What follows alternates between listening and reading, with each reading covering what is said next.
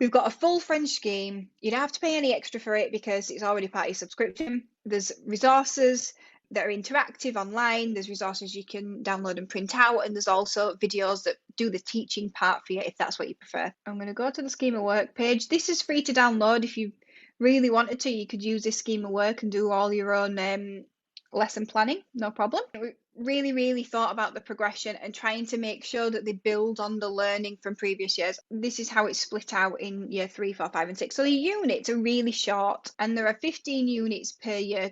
We're doing what works well for us and what works well for you. The lessons are quite similar how they progress. So always in year 3 we start with the cultural unit. So at the beginning we're talking about where is France, and then that obviously progresses to other countries that speak French, and then it turns into French festivals, and then it's French history, and then unit 2 is all about numbers and the alphabet, and that obviously gets bigger, and then unit 3 is all about the family, and then it becomes community.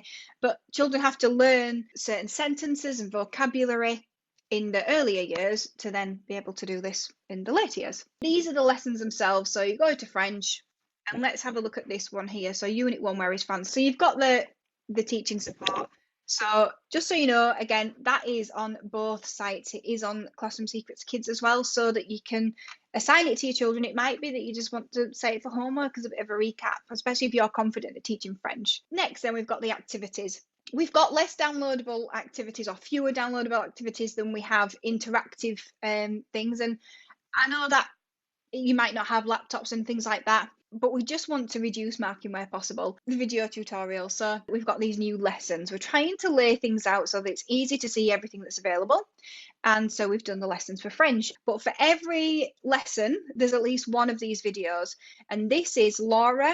Laura's our French specialist. She teaches lessons for you, but also she's got a robot friend. And he's learning French along with the children. So it's lovely for the children to see.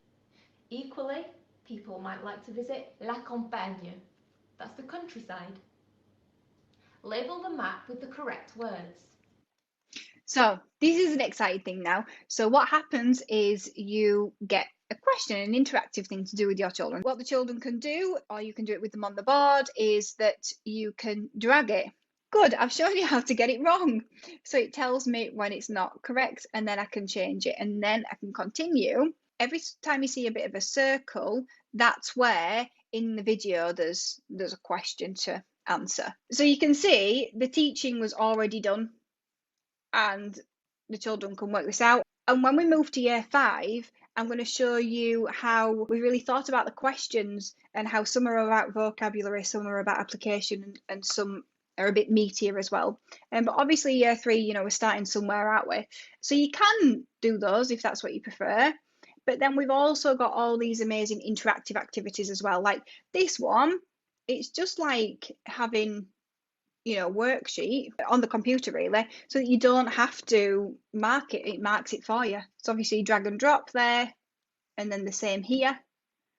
And sometimes some of these activities like this one does actually do some extra teaching for you as well. So this is a hotspot activity where the children might not know the answer, but will learn from either getting it all right or wrong. So that is an example from year 3. So I'm just going to download this worksheet. So at this point then, the children obviously know a lot more French. I think it's important to say, if you're in year 6 this year and you're going to be teaching French, it might be that your children aren't ready for this because they haven't built all the skills up, and you might have to start year 3 and go through more quickly, and that's absolutely fine. It's kind of what you'd expect, isn't it? If you haven't managed to cover French in a really concise and consistent way, or in the school it hasn't happened. The first 2 questions are very much about vocabulary. The second 2 questions then here are about applying that.